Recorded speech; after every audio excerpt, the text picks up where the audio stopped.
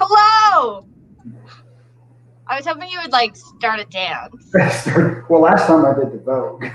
Oh, that's great. I actually did that the other day in the living room. Nobody knew I was doing though.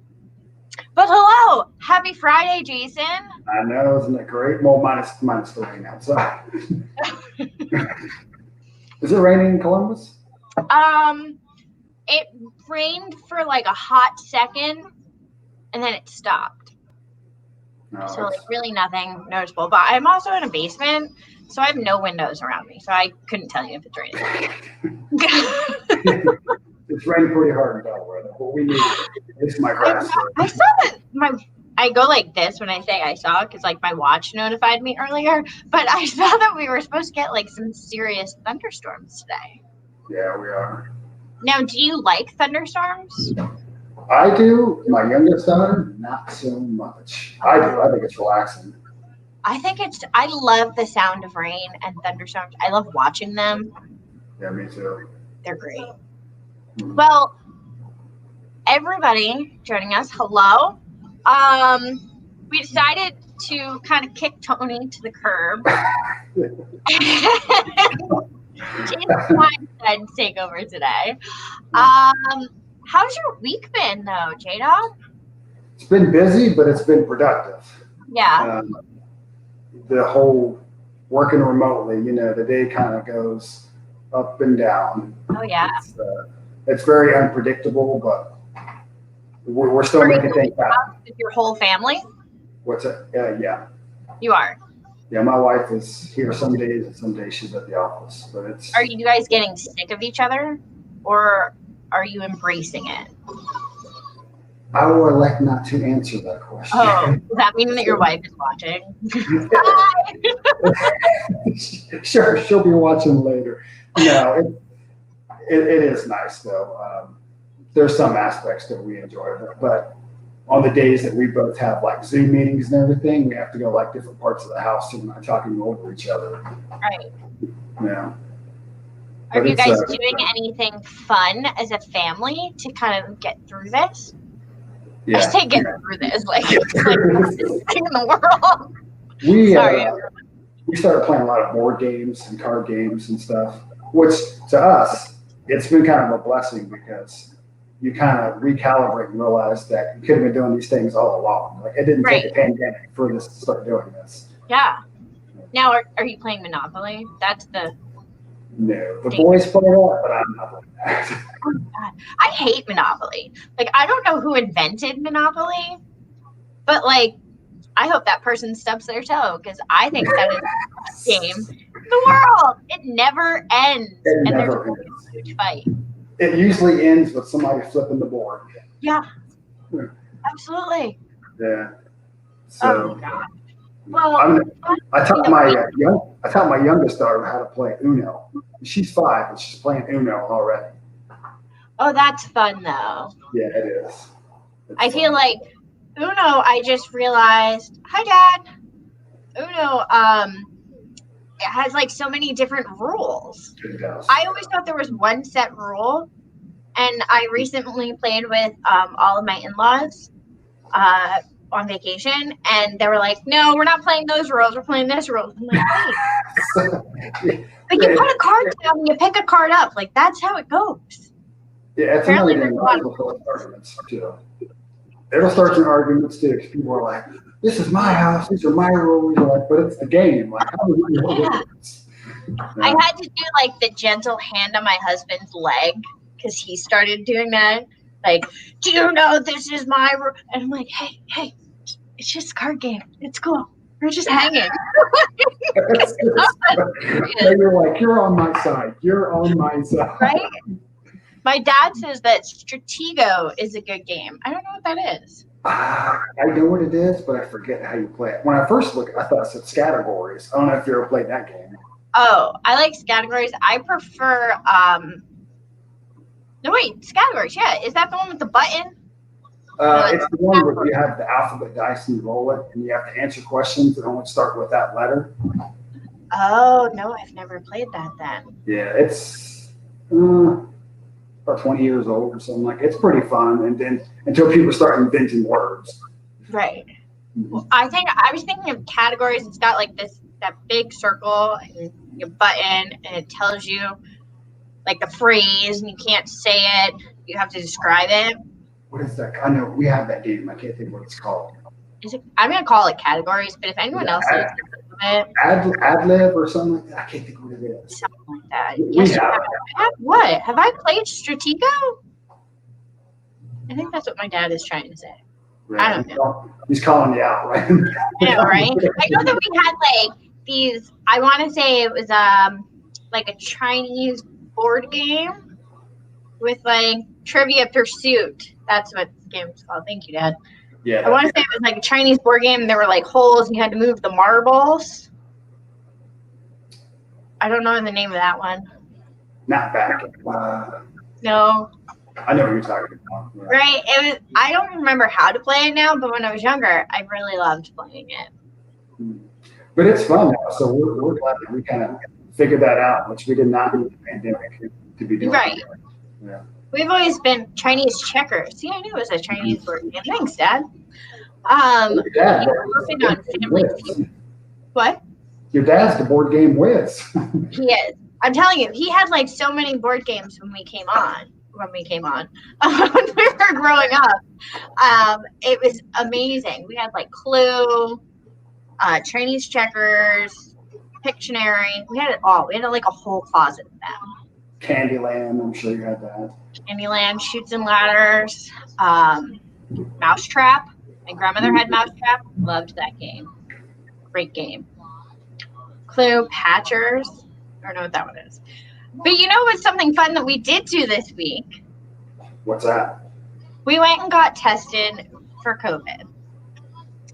And I want to say that the lady who did my COVID test, if you are watching, and I hope that she is, I am so sorry. I wasn't expecting that. I am genuinely sorry. I've embarrassed my husband. I've embarrassed myself. So we went, and it was one of those drive-up centers, the tent, and like you don't get out of your car. So my husband was on one side, I was on the other. He got his test. They did like the throat swab, which I was prepared for like them digging up to your brain. And they swabbed my throat. The fun fact is I have terrible gag reflexes. The last time I got a throat swab was when I had like strep throat when I was little. And it took 3 nurses, a doctor, and my mother. And I smacked all of them. And I kicked the doctor. And I wasn't a toddler. The lady reaches into the car to give me the throat swab, and I like freaked out. I smacked her. I broke my flip-flop. My husband turned to me and was like, "What is wrong with you?" I was like, I'm so sorry. Like I couldn't do this. And like afterwards, it's like, "Do you think like she hates me?" And he's like, "Yeah, that was embarrassing." So I just want to say I'm really sorry to that lady, and I hope she's watching. So for the lady who gave her test, you're the real MVP, okay? Right? Oh, absolutely. Like I want to go back to the center just to like hand her flowers. And I was like, I smacked her hand away, and I was like, "You're not supposed to touch them. Like you're supposed to touch anybody." I'm negative, but I really wanted to issue an apology to her because I feel horrible about it. It's been like days now, and I feel really bad about it. Well, I can tell you I did the CVS drive-through, and you basically administer the test yourself. They talk to you through the window, give you all the instructions. I highly recommend it. Very fast and easy process. So did you have to go up the nose or in the throat? The nose. Do you have to dig all the way up? I believe they told me it was an inch to 1.5 inches. The Q-tip has to go in. You turn the swab, and then you do the other one. But it was really easy. So that far up your nose. Yeah. And Okay, this is all registration online. It was pretty easy. Yeah, about that part. Not as a child really helped you prepare for a COVID test. getting that experience. Like, that's way better. Everyone go to CVS. Go to CVS.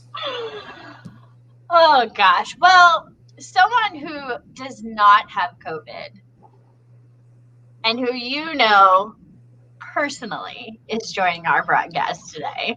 Yes. Hello, Sarah. Hello, thanks for having me. Thank you for being here. So, how do you and Jason know each other? So we know each other from HelpLine. We used to work together before he left us at HelpLine and went off to you all at Ohio Suicide Prevention Foundation, which we're all very happy for him. But we do miss him. Awesome. And what do you do at HelpLine? So I'm the Suicide Prevention Program Manager with HelpLine. Okay. And what does that mean? Because I know I got it wrong the other day when we were talking. Yes. So it's kind of, you always assume probably that people like are answering the calls if they work in suicide prevention, which is totally a normal thing to think. But what we do at HelpLine, we actually have two different programs. One is called the Signs of Suicide, which is an evidence-based program for middle school and high school students. And we're actually in every middle school and high school for Delaware and Morrow County. And then just last June, we launched an amazing adult evidence-based program called QPR. So what that stands for is Question, Persuade, and Refer. And that's the first time we've actually been able to offer an evidence-based like adult program, because when we're in the schools, we're telling the kids, go to these trusted adults, yet we were missing a huge component of actually training the trusted adults to go to the students. Right. So those are the two programs that I run. And then also I'm the chair of the Delaware Suicide Prevention Coalition. So what that, I know it's a big mouthful, Delaware Suicide Prevention Coalition. So what that means, just in a nutshell, is basically it's comprised of a bunch of community partners. We do have law enforcement, school staff. And what we do is we really try to get all of the stats for what is going on in our community as far as suicide. And then we try and target our efforts and try and always make sure that we're reducing those the best that we can. So now who, not to put you on the spot here, but who in Delaware County would be most at risk right now for suicides? Right now we're seeing, honestly, I haven't seen like an increase in suicides in Delaware County, which is really great news. But what we have seen, sadly, consistently throughout the years is a trend of middle-aged men. Okay. And it's primarily middle-aged white men. And one of the big focuses of the Delaware Suicide Prevention Coalition is like targeting and trying to figure out how do we reduce guns? Like how can we do gun safety? Because sadly, we're seeing a lot of people die by suicide by gun in Delaware County, and I'd like to see that decrease. But sadly, that is kind of a consistent trend. Right. And you know what's interesting about that is one of the target things that we're looking at for the suicide strategic plan, the state plan that we came out with. Two of the working groups that we have focused on that right there. I think I'm actually serving on one of those. You probably are. It's been a while. Yeah. Have you? Well, so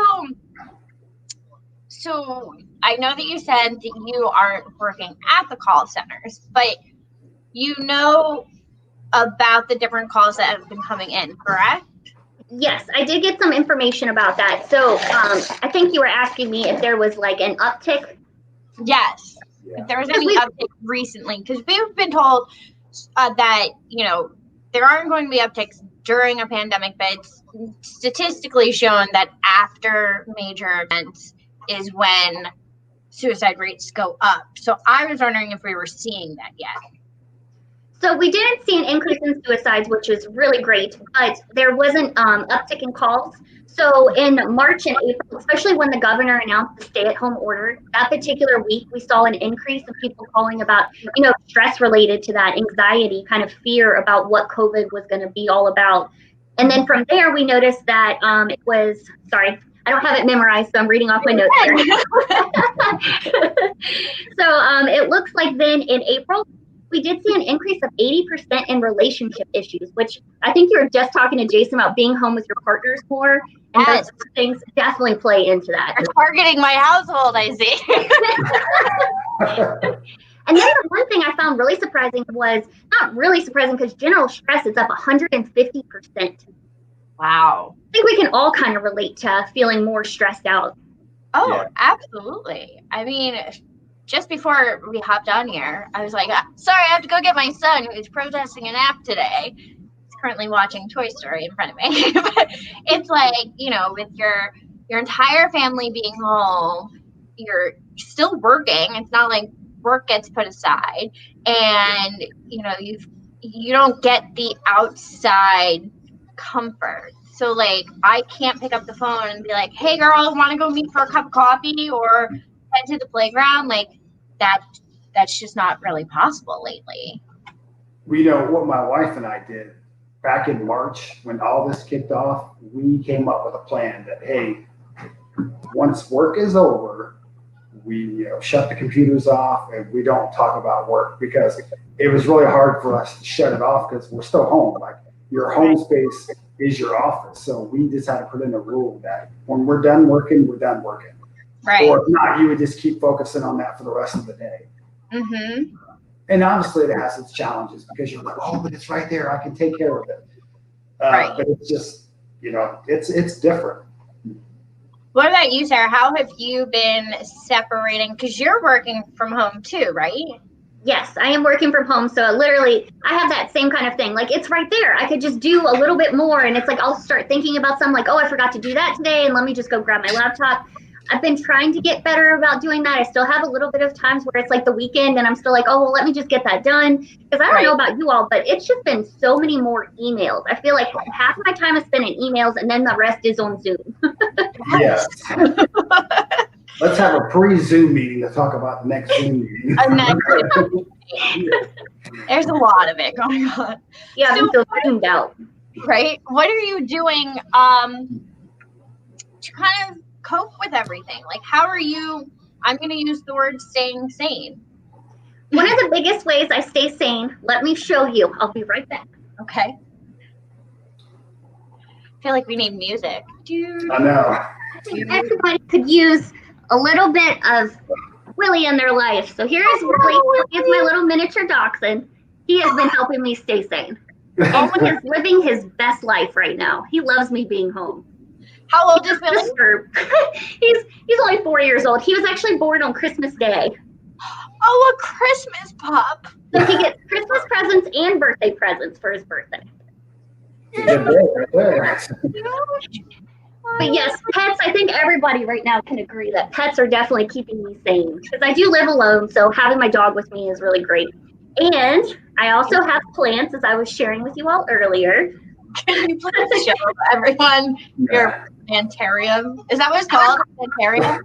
My plant jungle is kind of what I call it. So I have over 200 plants. You heard 200. That's 200. Wow, that's a lot of plants. We were trying to see if I could name. I was like, I can name 4 plants. I named 5. So, how do you keep those alive in a house? To be honest, at the beginning, I was killing everything. And then throughout the years, it just became more natural. Like, I guess the green thumb started to grow and I just kind of got the hang of it. And honestly, it may seem like a lot of work watering all of them, but actually it's kind of my self-care. I call it plant therapy. Nice. There have been studies though that, and I mean, I'm saying studies, but I really got it off of Grey's Anatomy, which said there were studies. So I'm basing it around that. That like being around greenery is supposed to be really therapeutic. I heard that before, and I did see that episode of Grey's Anatomy. I love that show. Verified. I bought a plastic plant to go in my office when I moved into the OSPF office, and I felt like it made a big difference. That's true. That's one in there. Yes, the plastic ones have serious resilience. Yes, absolutely. They're the only kind that I can keep alive, to be honest. So it's go ahead. No. It's fair to say that self-care is important to you, especially working in this field, then, right? I think it's extremely important no matter what field you're working in, especially with the times that we're going through. And I think right now, not being able to do like our normal coping skills, like you were saying, you can't go hang out with your friends. I can't go like visit my family in Virginia. I can't do a lot of things I normally would for self-care. So finding things that I can do in my apartment have been really helpful. So I've kind of been going on like a lot of different coping skills. I got like an acupuncture mat. I have a singing bowl. I've gotten into crystals. I just everything you can possibly imagine. Wait, let's rewind. What is an acupuncture mat? It looks so. Do you want me to show you? Yeah. It looks like a torture. My boyfriend calls it a torture mat. Oh my god. I'm learning something new every day. Sarah. It looks like it. Oh, okay. So are there like little needles on there? Yes. And acupuncture is supposed to be really therapeutic. And there for a while, we couldn't go get massages. Everything was closed. You couldn't actually get acupuncture. So I was trying to be really creative of like how I can take care of myself and do those kind of things. So I have luckily been able to go get a real massage since then. And that was amazing. I did miss that. I'm really jealous of that. So how often do you do acupuncture? I'll be honest, I was trying to do that every day because there's a lot of health benefits from doing it daily. It's so painful. I'll be like, I don't feel like doing that today. And I haven't done it in probably a month. I need to get better about it. So a lot of things are on my list for self-care that I may not be checking off, but I have high hopes that I will. Right. My mother wants to know, what is a singing bowl? I feel like I'm just getting up and showing everyone everything. Show and share. This is MTV Cribs. I'm enjoying it though. I just have been trying to find things that like are peaceful or like helping me with meditation. I'm not very good at sitting still, as you can already tell. Like I'm all over the place. So this is a singing bowl. Okay. And it makes these vibrations, and it's supposed to actually give you health benefits and calm you. Let's see if I can do it.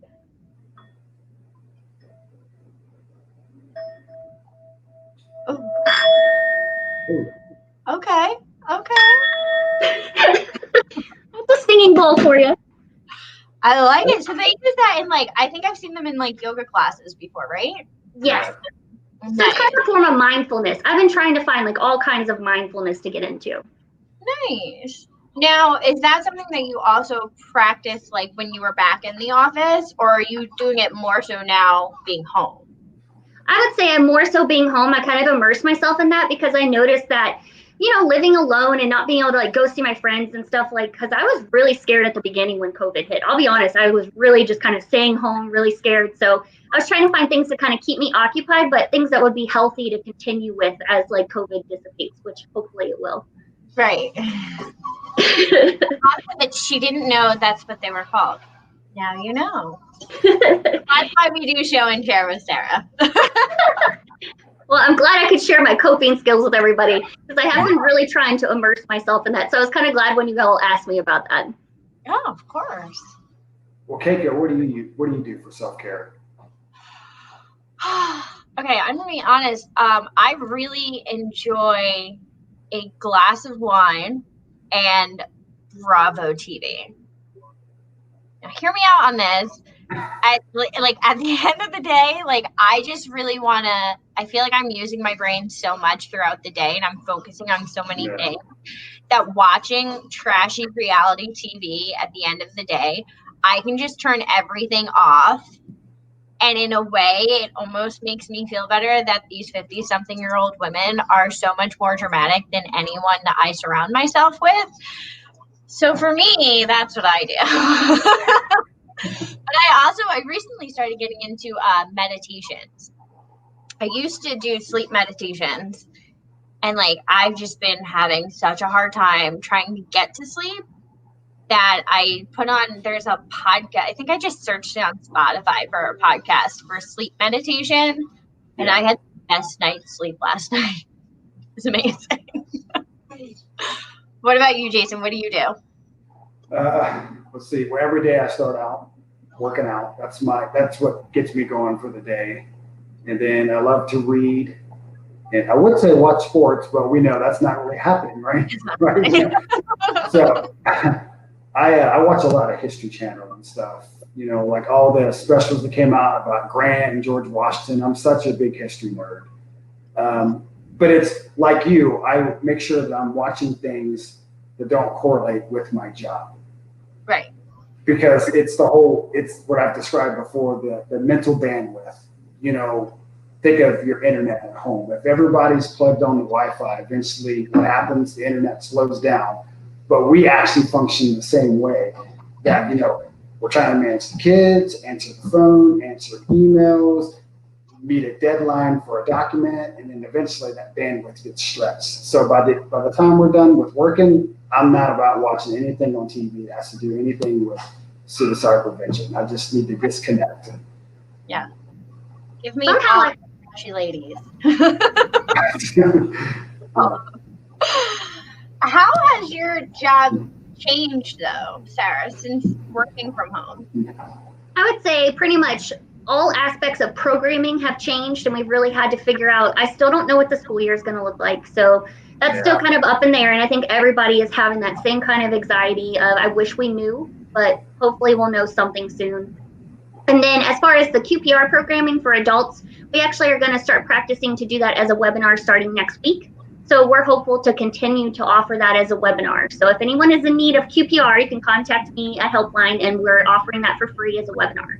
Awesome. It's great training. Yeah, it is. Just had to do a plug right there.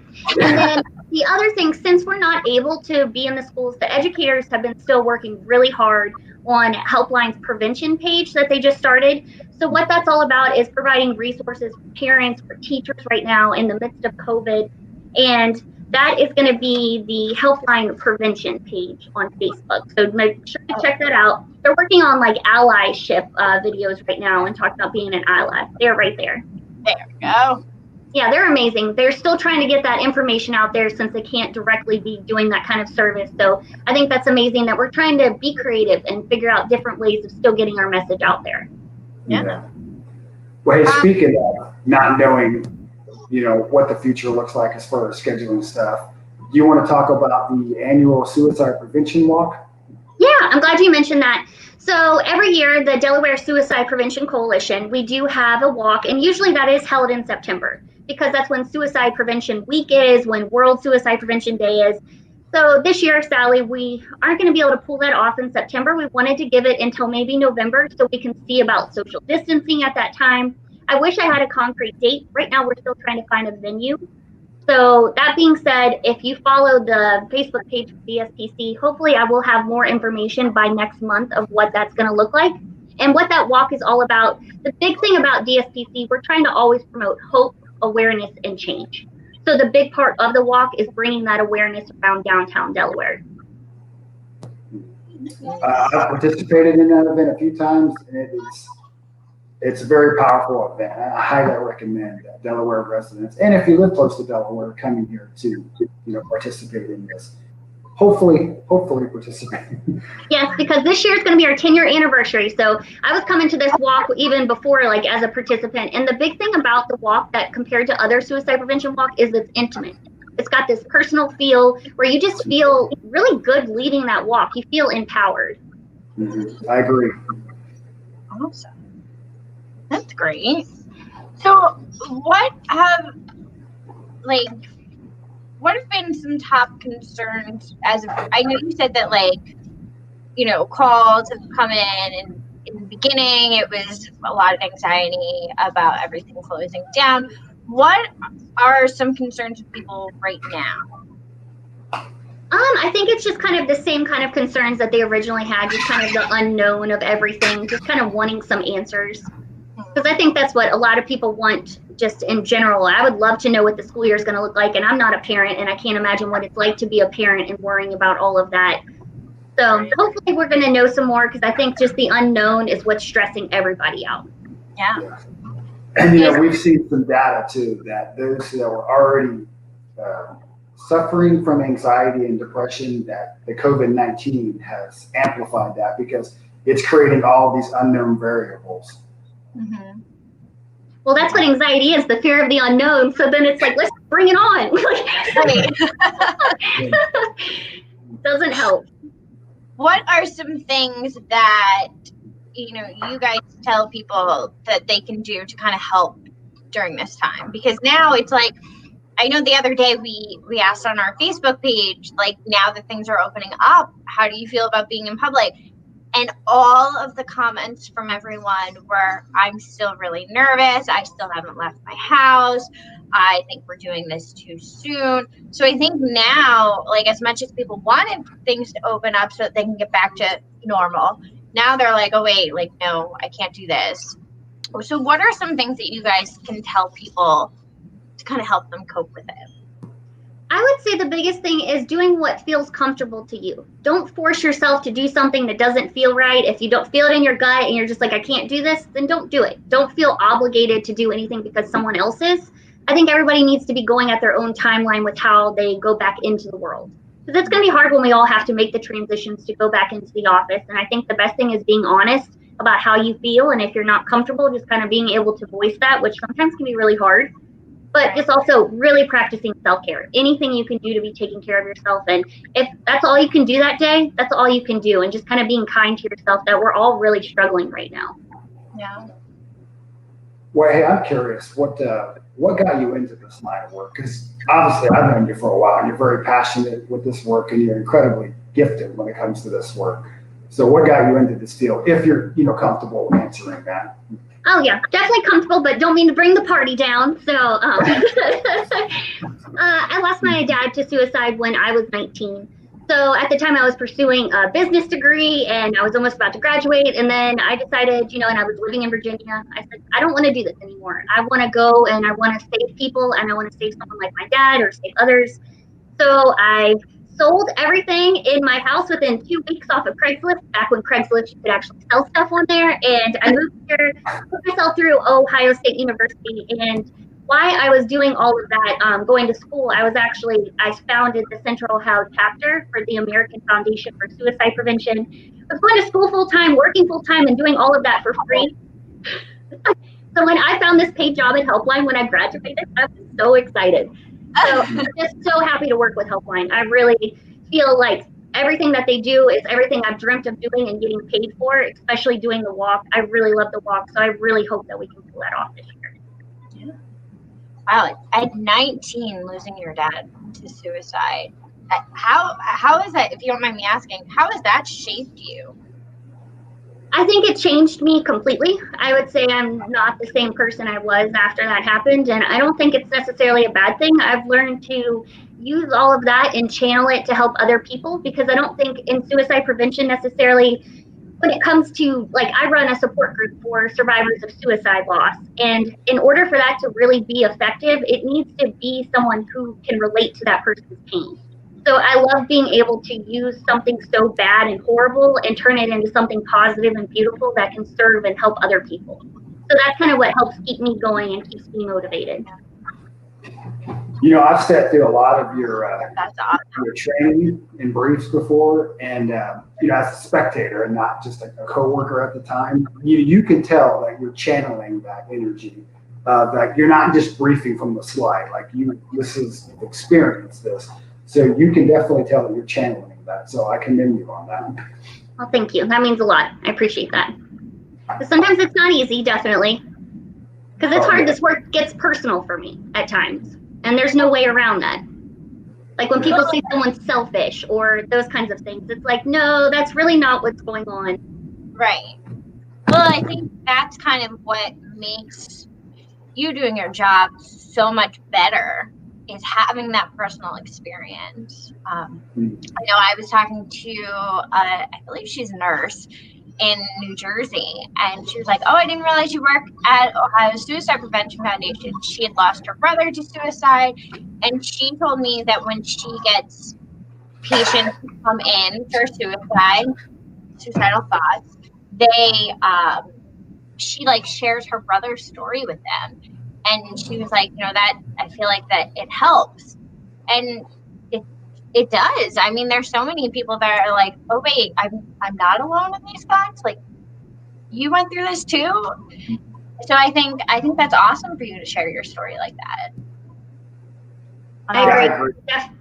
Definitely a way for someone to feel comfortable opening up, because it is a really hard conversation, and for that person to feel like they have a safe space is really important. So I think that's amazing she shares her story, because there's always a benefit to sharing the story. There's times where I'm like, should I share this? And I'm like, there's never a reason not to, because it's always going to be a positive outcome. So that being said, if you are a survivor of suicide loss and you're watching this and you need a support group, we are always open, so you can always feel free to contact me. Tamika says, thanks for sharing your story, Sarah. The compassion and expertise you bring to work is inspiring. Oh, I love Tamika. Thanks, Tamika. Hi, Tamika. I miss working with her. She's amazing. I'm so lucky to still work with her. I agree. Everyone at HelpLine is amazing. They really all have bleeding hearts. You can tell that we don't just come to work for a paycheck. We all come to work because we really love what we do, and it's amazing to be around that kind of atmosphere. Right. I agree. Thanks for me. Do you want to say hi? Hi. You say hi. Oh. That's Jason, and that's Sarah. Hi. You say hi? Hi. That's one way to change the subject, right? That's adorable. Thanks. I don't think they want your crackers, actually. How old is he? He will be 2 in 2 weeks. Aw, what day is his birthday then? July 26th. On July 30th. Oh, no wish. Too funny. Happy birthday. Happy birthday, buddy. Thank you. Buzz is on the TV, so that's very important too. Aww. So, back to you though. So, what is like a common misconception that people have about HelpLine? Oh, about HelpLine? I thought you were about to say about suicide. I was about to go on my whole tangent. About HelpLine, I would say that maybe people misconstrued it as just a hotline. I don't know if I think it does happen, and then some people misconstrued that the Suicide Prevention Department is actually a hotline itself. So I would just say that probably is kind of confusing, because a lot of people don't know about the education piece that we do, because we do have a violence prevention department and the suicide prevention department. They both go into the schools and they educate. Plus we have the sexual assault response network. And then there's so many different facets of HelpLine. There's also Connections, which is all about volunteerism and connecting the elderly to things. And HelpLine does so much that I think that we do so much that it's hard to even tell what we do. I'm still working on that whole elevator speech. Right. I agree with her. When I used to have to explain it to people, I'm like, we do a lot. Right. But what's nice about that is I feel like when I transferred over to OSPF, I'd already built this vast network out, because HelpLine does do so much, and it worked with so many other agencies that I'm now noticing that, oh, I know this person, I know this agency. It's because of the HelpLine. Mm-hmm. Yes, they definitely have so many different community partners, and that is a big part of my job, is always working with the community partners, and I love all the people that we get to work with. So do all programs go into the schools and talk to students? The programs that we have, not all of them go into the schools. It's just what kind of program it is. But the ones for violence prevention and suicide prevention are the ones in the schools. So we're just really hopeful that they're going to allow guest speakers and we'll still be able to continue. But if not, we're just going to have to get really creative and figure out a way to still get to the students, because in my opinion, the students need this stuff more than ever right now. Yeah. What has been the response from students when you guys enter the classrooms? I was actually a suicide prevention educator before I took this position about like a year and some ago. So I was always really pleasantly surprised with how receptive the kids actually are. It was really fun to ask them questions about, like, we've been here telling you to get help for so many days. Why would you still not get help after we've been here telling you to? And they would say things like they're scared of what their parents are going to say. They're scared of how their peers are going to react. They're scared of getting made fun of. They're scared of like actually getting sent to like mental hospitals, what they would write down. Like, they're so scared of so many different things of telling. So I feel like the kids, when we would take the screenings, they were so honest. And I was kind of really surprised by how honest they are and how comfortable they actually are talking about this stuff. Yeah. That's one thing that we've been working on a few programs with high schoolers, and like they are so much more open to talking about mental health than even when I was younger. You know, you would just chalk it up as, oh, it's just a bad day, like I'm just having a hard time, and it was never, yeah, you have depression, and like this is what that means, and here's how you can cope with that. So I'm like blown away, and really I applaud these students for being so open about that. Me too. They're very courageous, and they're never really shy about talking about. But then when you go talk to adults, it's funny that they become a little bit more shy. But even middle school students, they're always raising their hand. They're eager to answer the questions and talk about it. But I do wish we had those conversations when I was growing up too. I think that could have really helped. But I'm just grateful that we're finally having them. Yeah. You know, it's interesting that you brought up the adults because it shows that there is a culture shift. Because so I graduated high school in '97. I know that was a while back, but you know, when I was in high school and middle school, this is something we did not talk about. You did not talk about suicide prevention. Or, I don't even think suicidal ideations was even known. Like if you would have said that, people would have been like, "What are you talking about?" And so now when we talk to adults, we mention that they kind of switch back into how they used to think, and they're like, "Oh no, we don't talk about that." And then you have to tell them, "No, that's how you was raised. That's how we operated yesterday. That's not what we do anymore."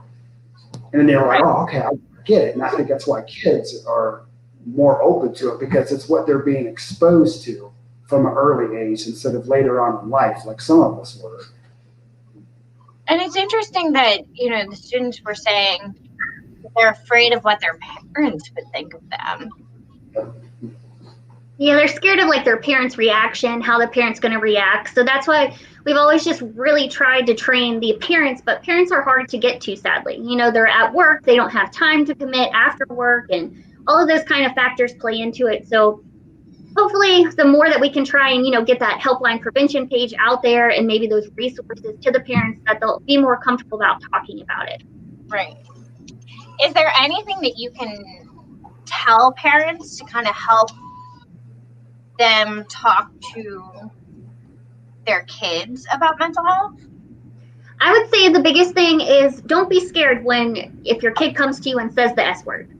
Just because they're thinking about suicide does not mean it has to go any further than just a thought. But I can totally understand how it is terrifying when your kid comes to you and says that they're thinking about suicide. That is completely understandable to be terrified. But the more that you give your child the power over those thoughts and what they're experiencing, the better the outcome. And the more that they feel that they can then go talk to you about what they're experiencing, because the more alone they are and the more that they're not talking, the worse it will get. Right.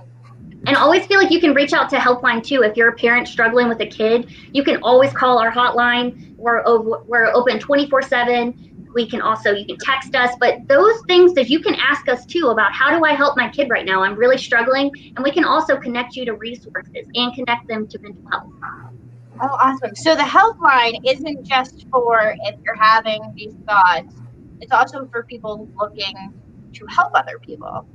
If you're struggling yourself, like of how to help somebody, you can call us and express that frustration and, you know, ask all those kinds of questions. So that's why I always am really careful not to call it like a crisis line, because I don't want people to think like you have to be in immediate crisis to contact us. We're here to help you with literally anything that you have going on. Because a lot of times, like, I mean, that's hard for a caregiver. When you're the caregiver and you're experiencing that, you're going to need someone to talk to. Mm-hmm. Yeah, that's a lot of weight on yourself to carry. Yeah. So I feel for all the parents, but I would just emphasize to parents, please don't feel like you're in this alone either. There's so many people here to help you and can guide you through this. You know, when I did a lot of training with military and veterans, the two questions that always came up that people were afraid of was question one, are you feeling suicidal? And then question two was that answer. Because some of them would be like, hey, I hope you're safe, but they're nervous about what they're going to say because then they're like, well, how do I respond to if you are feeling that way? It's that the ambivalence of what do I do if you are feeling that way? But I feel like we're slowly getting through that when we now know that it's okay to talk about it, because that's how we create change. That's how we get help, like by talking about it. Well, and having these conversations and talking to people like you, Sarah. I think this helps tremendously, just showing people that you can have a casual conversation about suicide. It doesn't have to be super depressing. It's just a fact.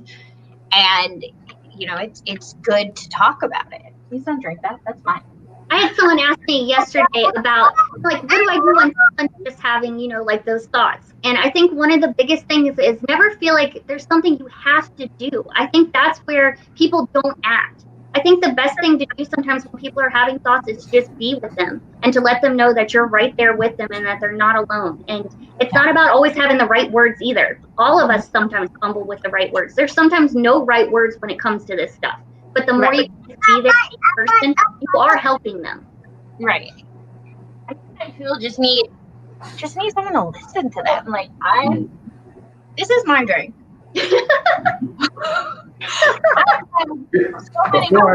Before I forget, I think, I would feel guilty if I didn't mention that I'm sure Michelle Price says hello, that Michelle Price, Hi, Michelle. PF employees, But if she watches, also worked with Sarah. So see, we're all linked to HelpLine at the end of the day. now I feel like an outcast. Now I feel like I should go join HelpLine. So I don't know if Tony would like that. I know, right? Take him off this week. We need your media expertise. Like that's all you. That's not. Yeah, I've been enjoying watching these every Friday. Oh, thank you.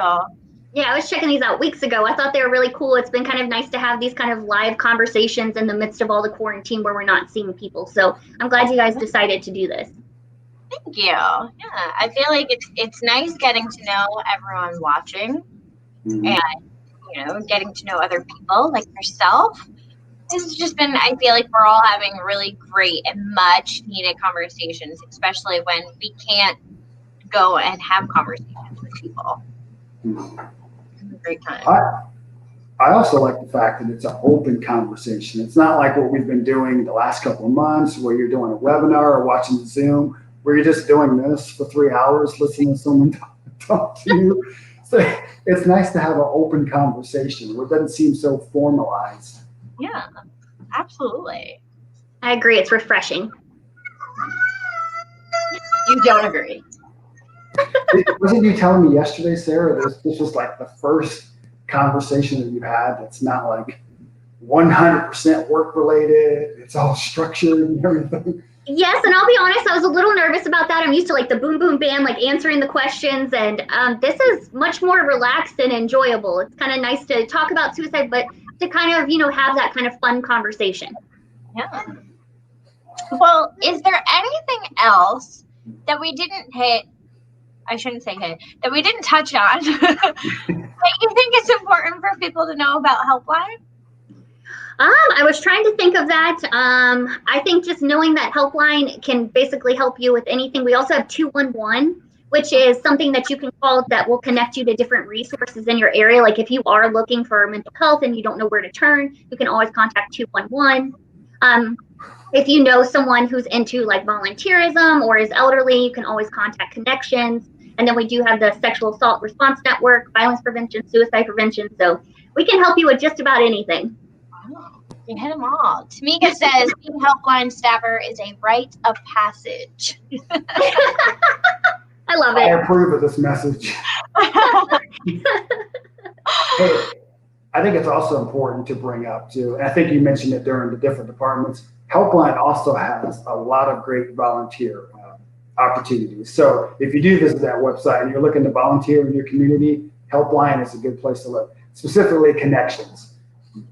I'm glad you mentioned that because I did forget to plug Connections training. They do offer several different trainings. So they are still doing that through webinars. I know everybody's a little webinared out, but if you are looking for webinars and you need some CEUs, people always need those. So those are available through Connections. Now, what is Connections? Connections is a part of HelpLine. So I know it's kind of confusing. Same thing when I bring up DSPC. We have all these different little facets of HelpLine. So Connections is focused on volunteerism and then helping the elderly and connecting them to resources. So they have amazing programs. They did a Sagers and Seekers program where they matched a high school student with a person that was older, and then they developed a relationship throughout the year, and they would write to each other, and then they got to meet each other. And it's such a very beautiful program. So I hope that that program is able to continue as well. I think we're all just really kind of concerned about what the school year is going to look like and guest speakers being allowed.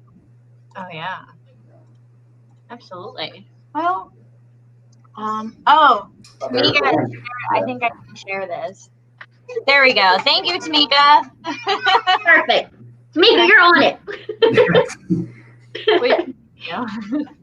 Well, thank you so much. I think this has been awesome, just getting to know you and your plants.